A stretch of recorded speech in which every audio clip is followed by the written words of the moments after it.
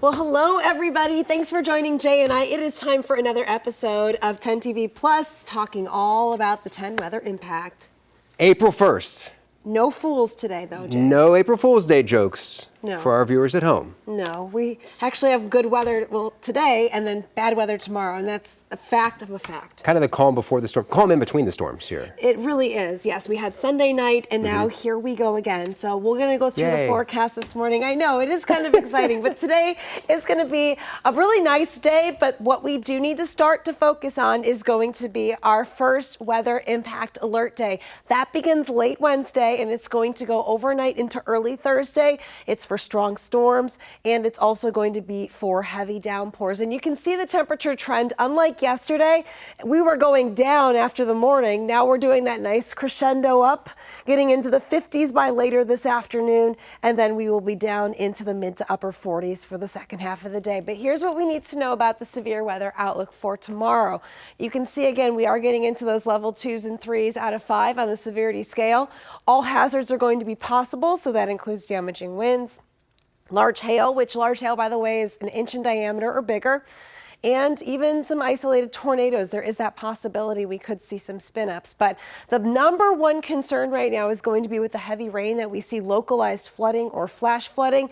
And because of that, we already have a flood watch that is issued. You can see that includes pretty much the entirety of central and southern regions of Columbus.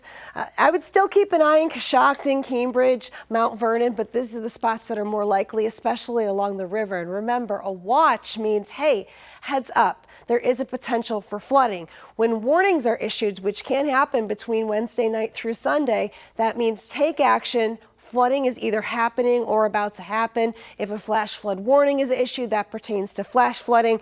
If a flash flood emergency is issued, that is the most dangerous. That means we have some serious flooding within communities and counties. But as I mentioned today, that's not going to be a problem with the weather as we go through hour by hour. You can see that we'll see some clouds come in tonight, but for Wednesday morning's commute, it's actually looking to be a dry start to the day, some sunshine and very mild earlier on. But as we go into the late morning, you can see it does look like we'll have a really quick moving line of showers and thunderstorms. Some of these could be on the stronger side, so we'll keep an eye on that. By noon, moving through Zanesville, Coshocton, the I-77 corridor, and then that's out of here. We do get a break, which again, sunshine's not good ahead of severe thunderstorms. And then as we go into the evening, this is the time frame when we're looking at that biggest threat for strong to severe weather. This is going to be right around midnight. The line is expected to come through, but we're also looking, and we keep seeing the possibility for some of these cells to develop.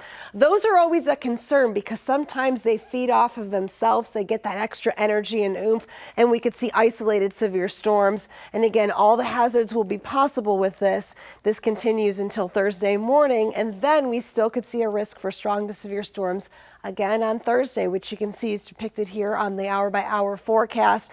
Going into 2 o'clock, more heavy rain. And again, any slower moving cells could produce those quick rates of rain, which would create that flooding threat very fast. As far as the rainfall forecast goes between now and Saturday morning, you can see anywhere from 2.5 inches to potentially up to 4 to 5 inches in some spots. And this is going to be over several days. But still, if you get areas that have issues with flooding already, we have those concerns that will continue again and again with back-to-back rain.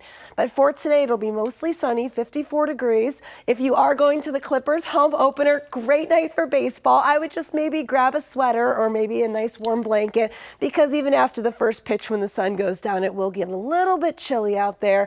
And for tonight, overnight down into the 40s. Moving ahead, though, we are going to see, as I mentioned, after today, day after day of those showers and storms. And you can see there we have our weather impact alert. Just a reminder, that's going to be going overnight Wednesday into Thursday and all day Thursday. So just not the forecast you want to see with those back-to-back storms. So stay with 10 TV the next couple of days to stay informed about exactly when everything is going to hit and how severe it's going to be, because We saw tornadoes over the weekend, and we can't rule that out for any storms moving forward. Exactly. And these tornadoes, Jay, were actually some of the first that we've seen. Some of the new information came in that Sunday's storm spawned the first tornadoes of the year for the state of Ohio. Here's the map. You can see where the 4 tornadoes were. The majority hit southwest Ohio near Cincinnati and Dayton. Now, the closest to us was actually in Washington Courthouse. That's where they saw an EF1 tornado. Wow. And did you know also with the threat of severe storms this week, I'm not sure if you know people who live in condos or apartments, but you don't have that typical basement you would think of. You got to find a place to stay safe, though. Exactly. And so we have some tips for you because that's not a shelter in some locations. So officials say what you should do, get to the lowest floor possible, put as many walls between you and the storm.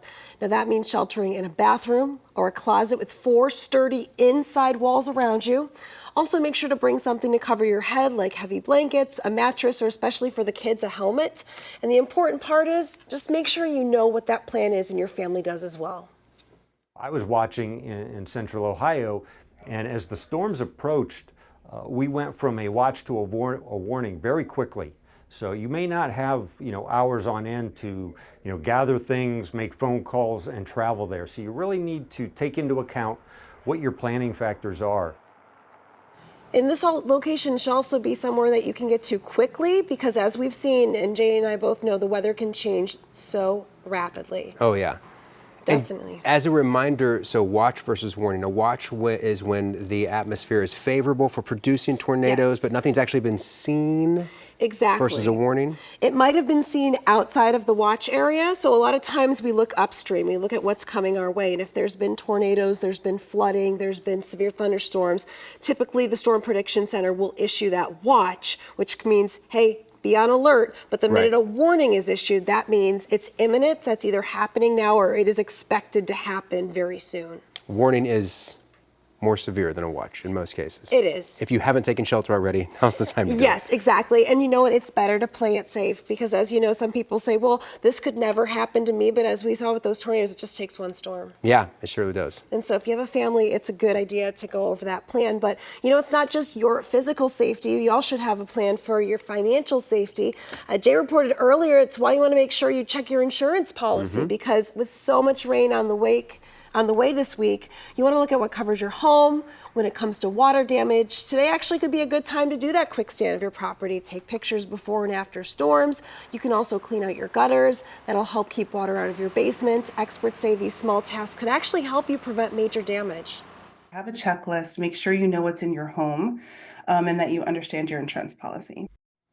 Now, if making a list isn't your thing, that's okay. We've got one for you. The Ohio Department of Insurance has a severe weather toolkit. All you have to do is go to 10tv.com, featured links, and we have the list there for you. So a lot of good tips, but we would rather tell you today when the weather's quiet so you can practice all of this and put it into motion. Yeah, get that plan in place. It only takes a few minutes to have a plan, communicate it with everybody in your family, and you'll be thankful you did should you need to take shelter. And if you don't use it this time, it's all ready to go for next time, and you can save yourself time to go out and maybe grab breakfast or something fun like that. Last year was a record year for tornadoes in Ohio, so who knows what this year might hold. Exactly, and we are just getting started. Jay, thank you so much for joining us, and thank you all so much for joining us. That's it for your weather update here on 10TV+. Coming up later tonight at 6, Chief Meteorologist Jerry Martz will be in.